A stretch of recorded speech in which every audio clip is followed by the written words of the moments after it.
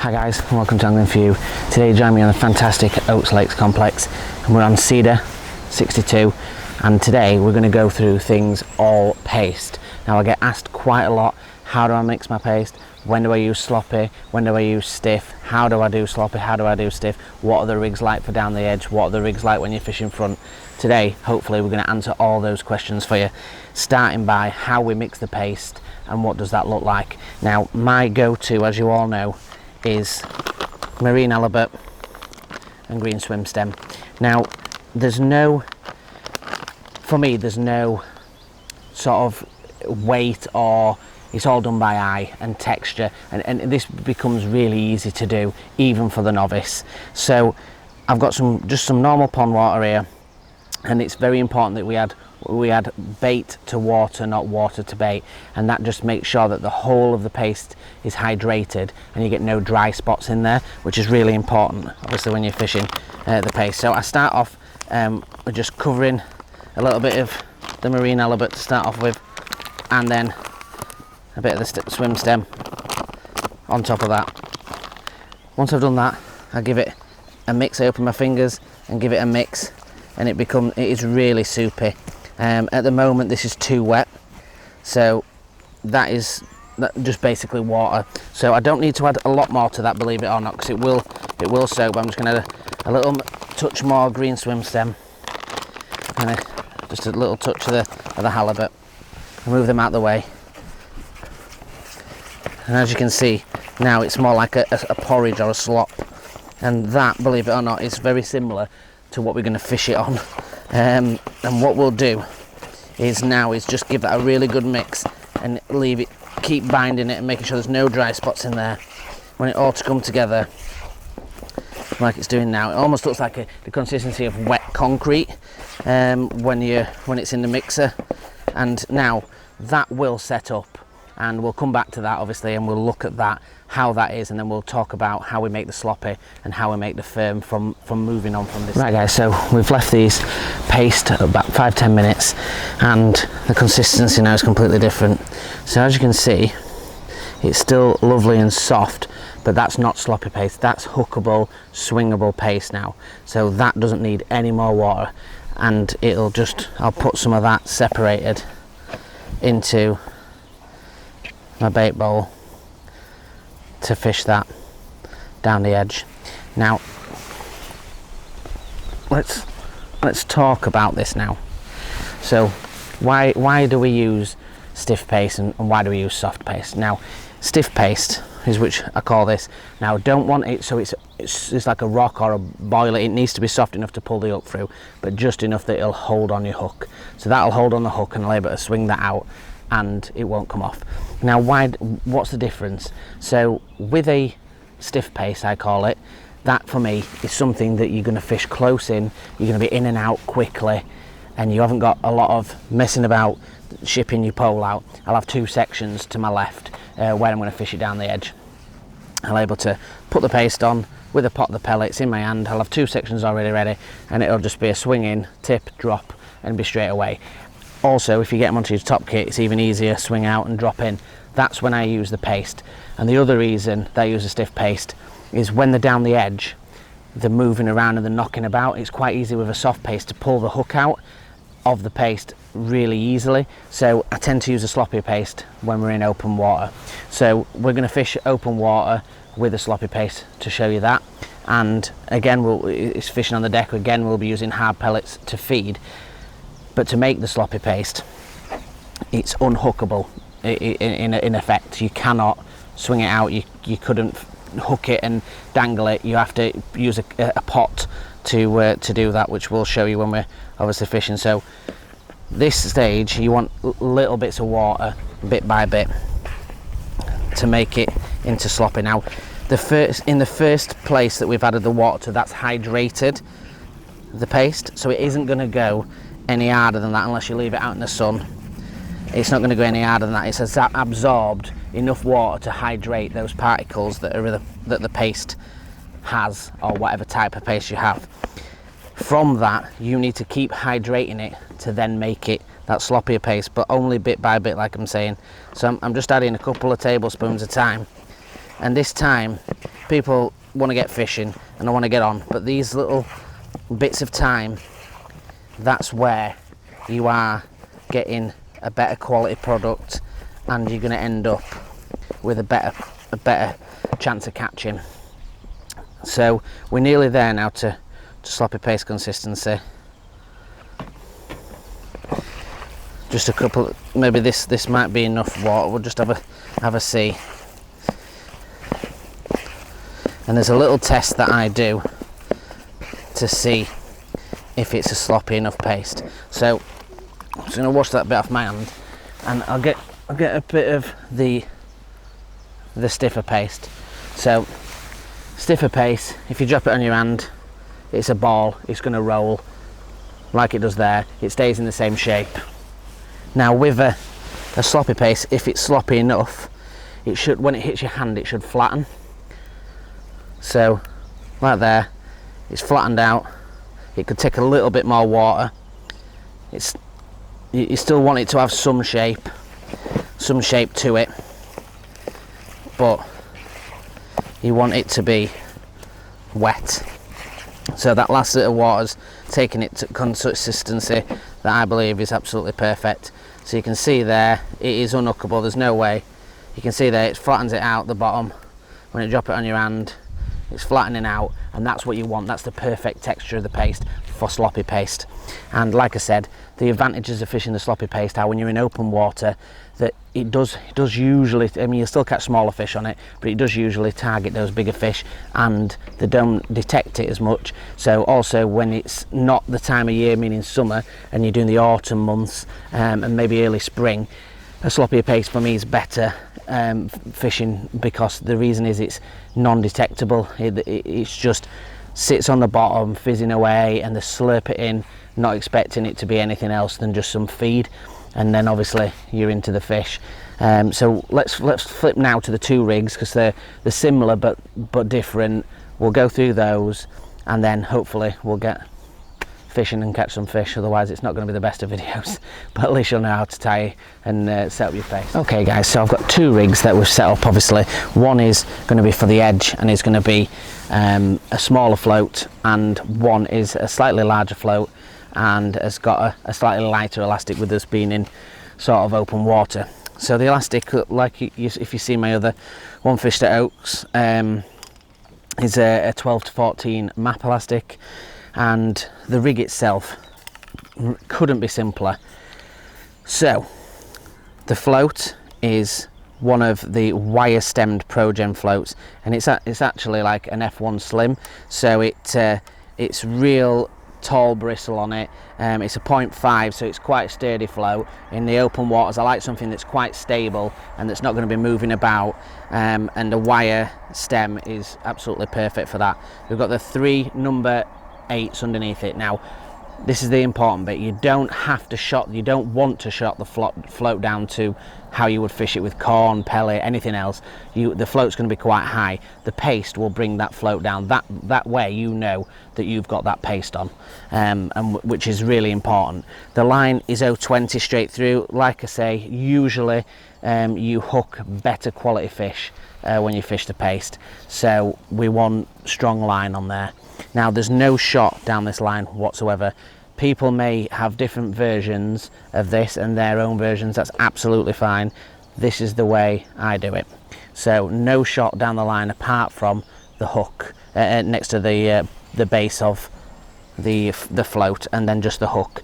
The hook is a 12 kkmb and it's tied with no hook link. It's tied directly on to the main line, so it's all the way through. Now we've got probably just over a foot of line to the tip of the pole. As long as you keep it tight, then that's great. I would like less, and if the wind doesn't keep coming in and out, then I will have less, but you just need to keep that line off the water and just keep it tight and you'll be absolutely fine. So this rig itself is super simple, easy to tie, and like I said, you've literally got a float, a hook and 3 shots, and it's all about then spending the time to get it plumbed up to the right depth. And this is a really important part of paste fishing, and this is what takes the time. You do need to plumb up however your plummet sits and the float looks is where the paste is obviously going to take it down to, because it'll do the exact same as your plummet does and take the float down. Usually when you first couple of drops with the undulations and pouring pellets in, your float may go under. The first 2 or 3 times you drop it in, if that happens, it doesn't matter because you're just feeding your swim, so it doesn't matter. You come in and make those minor adjustments. I will say though, throughout the session, if it's silty and the fish are coming in and out and scrubbing the bottom, you may have to rise your float a little bit higher to compensate for that loss of floor. That is important to remember. So if you're putting it in and your float's going straight away and you're striking and there's nothing on, just means you need to obviously lengthen your rig to compensate for obviously that scrubbing that's been happening on the floor. So ProGen elastic, this is hybrid fusion, and it's 16 to 18. It's very supple. Sorry, it's 18 to 20 actually. It's really supple. It just allows me to drag them out of that bit of rough that there is to the side, but with not stiffness. There's plenty of stretch, which is what we want still in that elastic. So again, 020 all the way through, and this time we've got one of the smaller versions of the F1 Slim, where it's a smaller point. This is only a 0.1 gram actually, which is fine. It's the nice bristle and the stiff metal stem is which I like, and again that's just giving that stability in the edge and keeping your rig where you want it.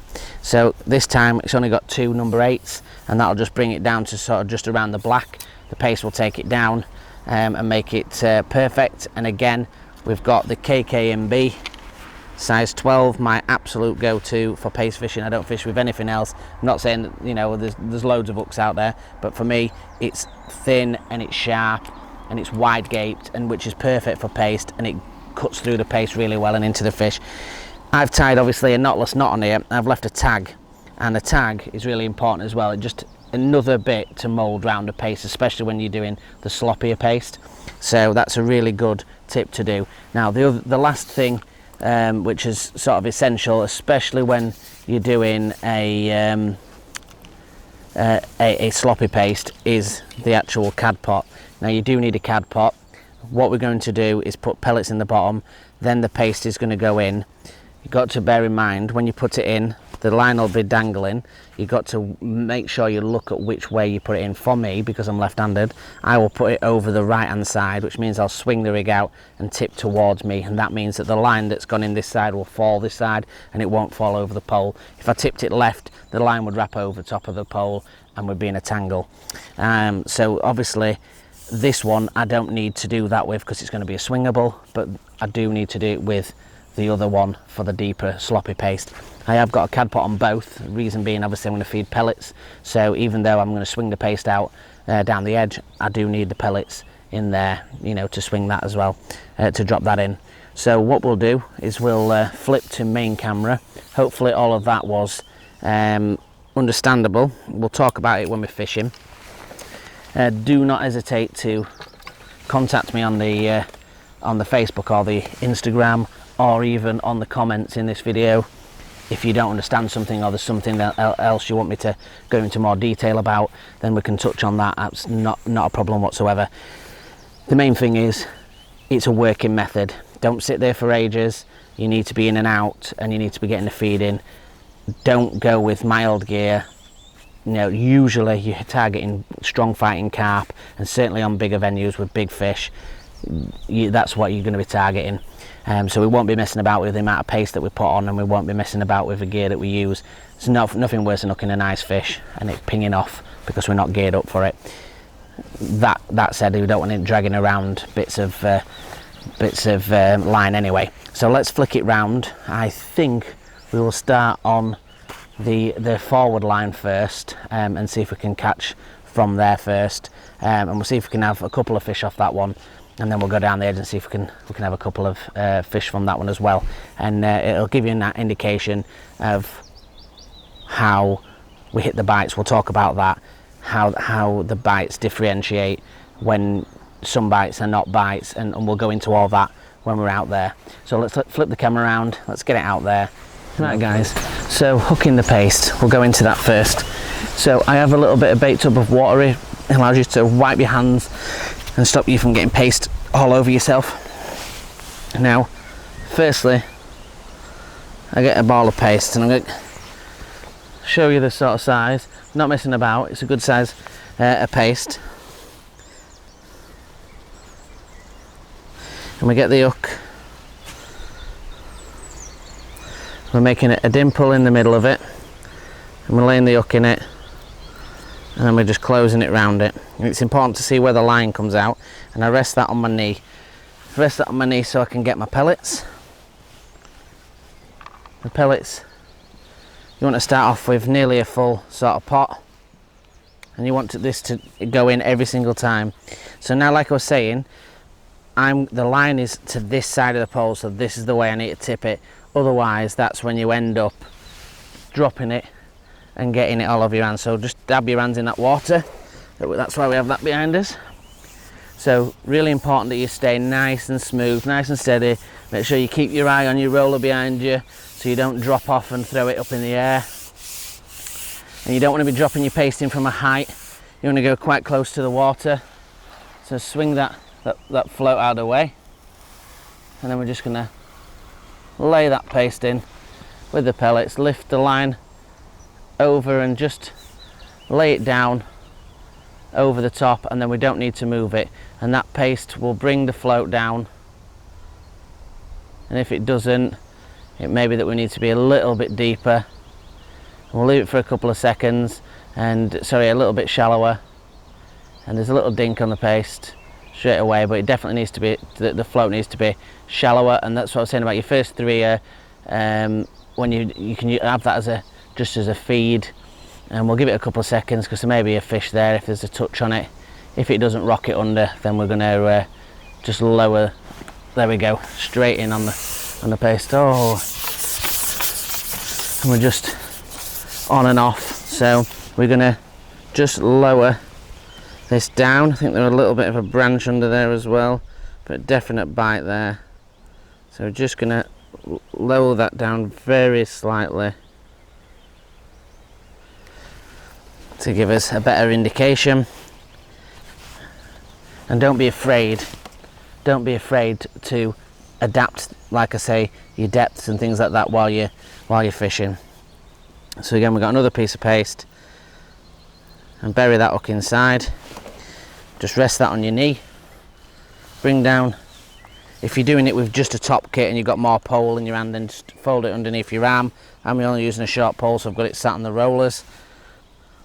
And again, could put it in a taller paste pot. You can get paste pots that are a bit taller, but it's wedged in just about for this. But you can get away with a taller pot, which actually funnels the paste down into the pot. So if you feel a bit more comfortable, or it's windier, or you're shipping out further distance, you may want a little bit bigger pot on than what I've got today.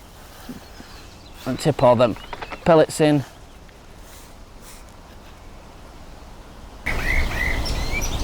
So the float's just gone down, then it's bobbed back up, and they're just a tip showing.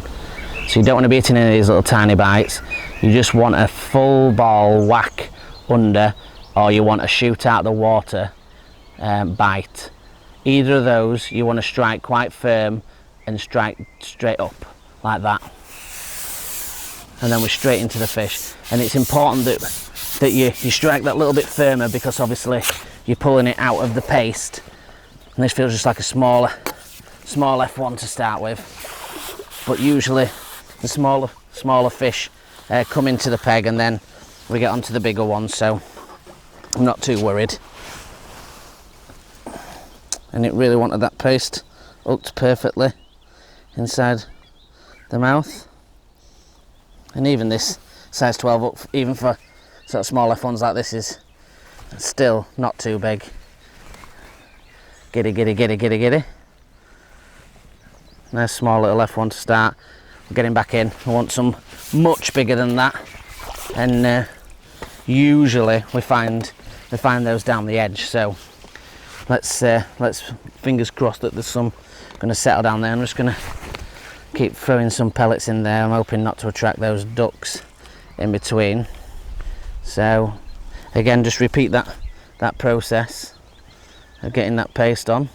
And again, when you're using that sort of bigger ball of paste, it usually deters the super small fish. I mean, that, alright, £1.5 F1, it's not ideal, but it's still catching fish, and that's the whole idea of the paste. Some venues, if you've only got smaller fish, then you know it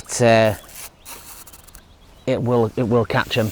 It just may be a thought process for your size of ball if you've only got smaller fish, but you can see there that that F1, no problem taking that big piece of paste, even though it's at sort of £1.5. And the thing is, a lot of these commercials as well, they are stuffed full of F1s, but I'm fairly optimistic that some of the bigger carp will come in. And that float's settled nice now, and there's fish straight on it. We're just keeping that line to the float.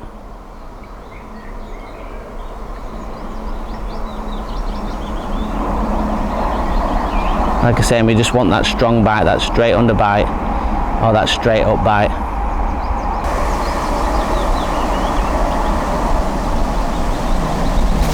And straight under that one that time. That was just a proper bite.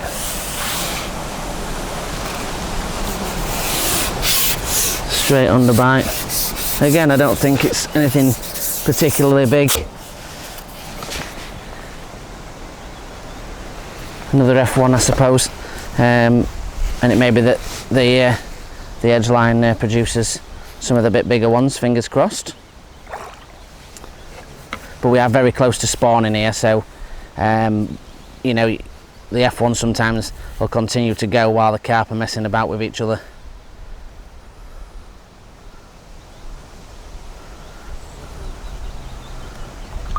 Oh, it is a little carp actually.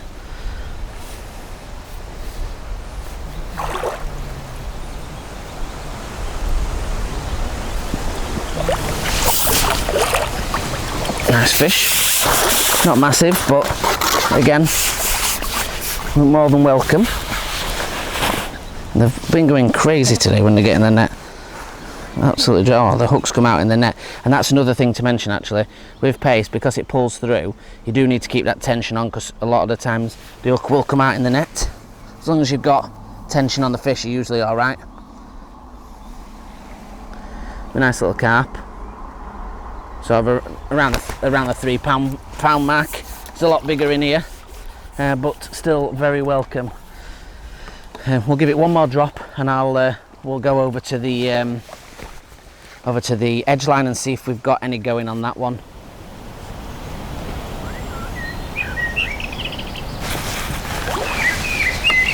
Into another fish.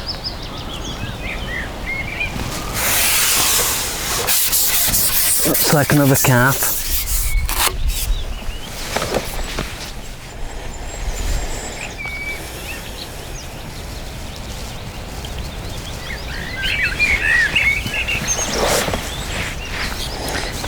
They seem to be fighting a little bit more docile today, these carp, even though this one doesn't feel too big. Even I've had a few bigger ones.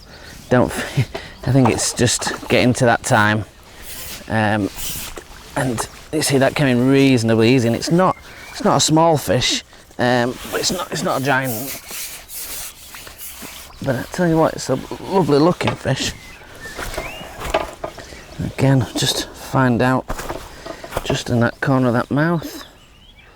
Don't know if he's gonna behave enough for me to pick him up. We'll have a try. Get rid of all this debris that's here. He looks about sort of £3.5 maybe, but I want to lift him up because he's a good looking fish, but he's certainly angry, and don't think he's going to let me pick him up. Not very happy about it, but lovely looking little mirror, little chubby thing. What we'll do is we'll flip camera, we'll have a look at the stiffer paste, and we'll see if we can catch some down the edge. Right guys, so we're going to hook the paste that we're fishing down the edge. Obviously it's still malleable, but I don't put on as big a ball, it's a slightly smaller ball, and press that in. Obviously fill your cad pot with your pellets. If you want to stick your paste in the pot still, then you can do. If not, you can ship it out. I'm just going to stick it in regardless because I'm just used to doing it. But if you want to swing it out because it's a little bit stiffer, you can do. But like I'm saying before, you want it to stay on more. They generally get knocked about a little bit more when you're fishing down the edge. So just lower that in. And like before, like I said, the fish have obviously been eating away at the bottom. So what we need to do is just make that rig slightly taller. And this is what, like I say on the other line, sometimes you have to do a little bit of adjustment as you go along, and that gives you a better session. So we get that small piece of paste again, roll that round, bait up, and like I say, if you want to stick it in to the cad pot, you can do. If you don't have to. I'm just used to doing it, so I'm going to do it again.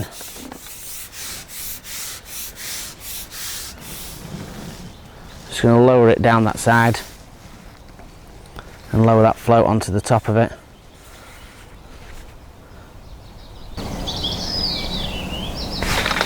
Now we're into a fish now. And I knew the fish were there, it's just a matter of getting them to take that paste.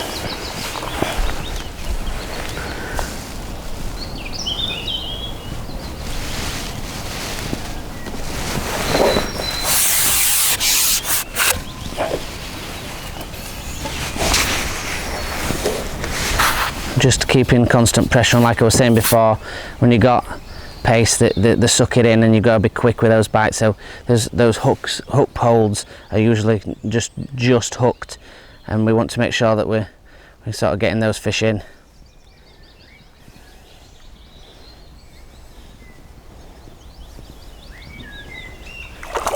Just a nice little mirror. Nothing crazy at the moment.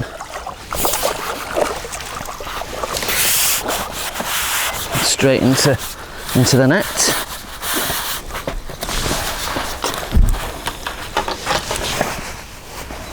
Perfectly hooked in the bottom lip, which is where you want them. Just hold that down there. And like I say, not a big fish, but it's one to start, and we can keep going, and hopefully we'll have some more.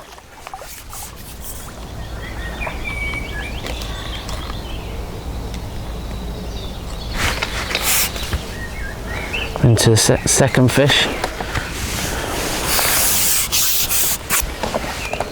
and again that's where that strong gear comes in. I don't think it's a massive fish, but to steer it out of that corner, that's where you just need that little bit stronger gear.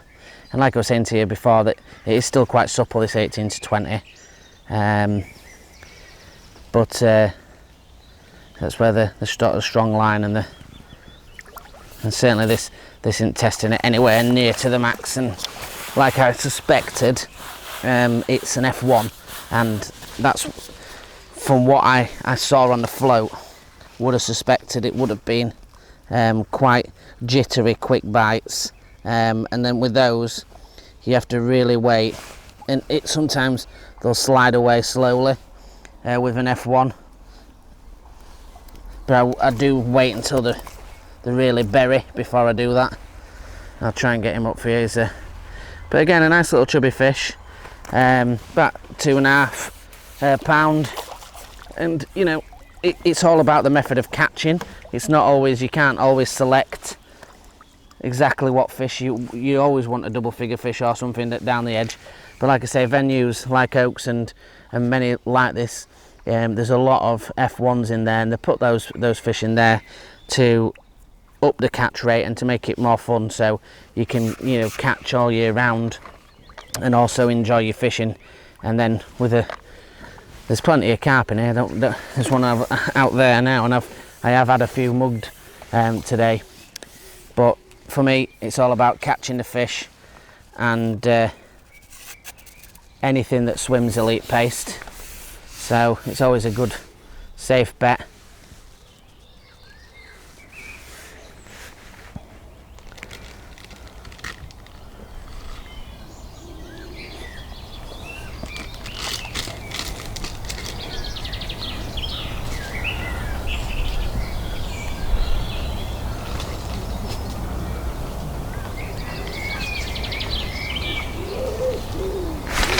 And that was a proper paste bite, that one. That was a no nonsense, straight down, full ball paste bite, that one. And that's the kind of bite that you want. And this does feel a little bit better fish. Again, I don't think it's anything zoo creature-ish, but it's certainly a carp, and it's not an F1.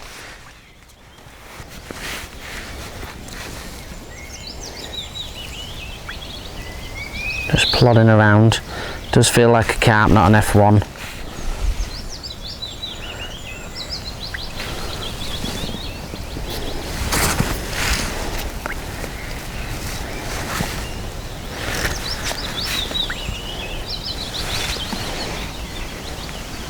And don't be afraid to give the paste a go, and don't be afraid if you can't master it straight away. You know, it takes a little bit of practice to master, and then, you know, once you get on top of it and you get the hang of it, you'll be catching a lot of fish. And I've actually got Glyn sat behind me, and just going back sort of 2 years ago, Glyn had not even picked a pole up, never mind fish pasting. He fishes a lot of different venues with me and is very capable of fishing paste, and has had fantastic fish over the years on paste. And you know, that's somebody that's not a complete novice, was a complete novice when they first started, and obviously now, you know, he's got great experience on the pole. And the difference is with that is when people actually listen and follow the instruction. And this is where today's video, obviously I've got lots of videos on paste, but what we've tried to do today is capture everything about it, the two different types, or what I would suggest is the two main different types, certainly for ground bait paste. I know you can do meat paste and things like that, but the two different types, and the two different types of rigs for the edge and in front, the elastics, and how we mix it. It should give you all the information that you need to know. And again, like I say, if you need to message me or contact me through the comments or through the social media, do so, and you know, ask that question. And that was a lovely bite, that one. That was a proper bite. And now obviously this is what I was saying to you about how devastating the paste can be. Once they're there, you can get a real good catch rate up, and certainly when the really big ones turn up there, you can do some serious damage down the edge. And these are just a couple of these little small F1s, or these smaller carp. But again, if you get a good catch rate going, and you're catching one more or less a drop, then it won't take you a long time to get a good net together.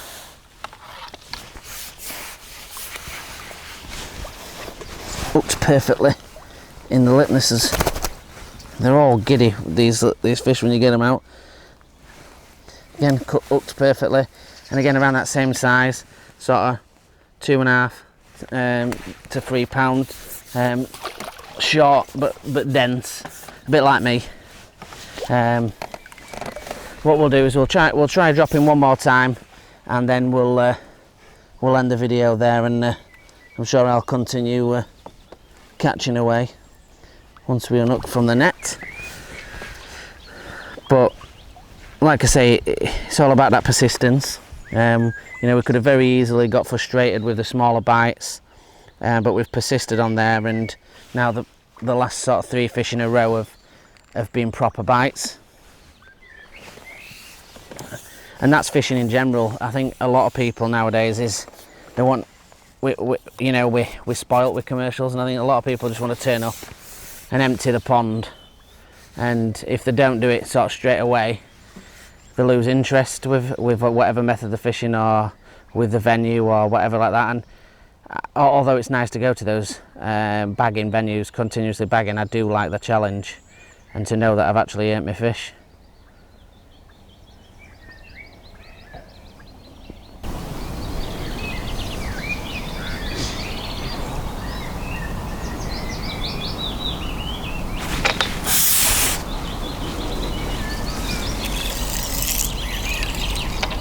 Into another fish now, pulling back a little firmer, this one. Nice bite.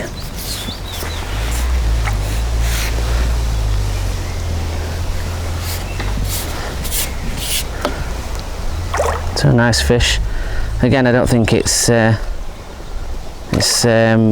massive, just a small carp.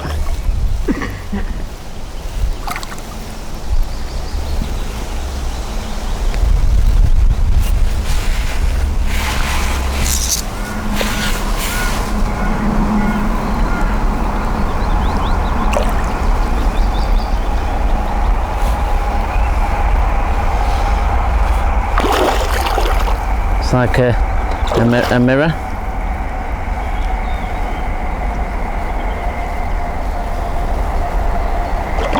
Going hard for that, for those reeds. Strong gear and he's in the net. That's a nice one to finish on. Only he's let go of the hook for me, which is even better. So let's hold him up to camera if we can do, because he's a lively lad. So try and just calm him down a second. And see if we can pick him up. So lovely little chunky mirror to finish the day. It's been a great day, and pace, like always, is proving its worth and weight in gold, and it's certainly done me fantastic over the years. And hopefully this video has covered pretty much everything that you need to know in order to catch these fish, and hopefully you'll be even bigger fish on your venues that you try it on. So join us on the Facebook groups on Friday nights, 7 o'clock for the live feed, so you get to direct questions towards me about anything you want to do with fishing, and I'll answer them to the best of my ability. Interact with the group on Angling For You on Facebook, and you can put all your pictures on and live stream yourself or whatever you want to do. Or join us on Instagram on Fridays at 8 o'clock, and that's angling_for_you. And again, it's for people that don't have Facebook or want to join on both of them, just to go through things, talk about what's going on, and generally just have a nice catch up. So again, thank you for watching. Please subscribe if you're not subscribed already, and share with your friends. There's a little bell icon. If you can give that a tick, it'll notify you about our most recent uploads, which we're doing every Friday at the moment, with lots of really good videos coming your way. So thank you very much for watching, and until the next one, thanks a lot. Tight lines.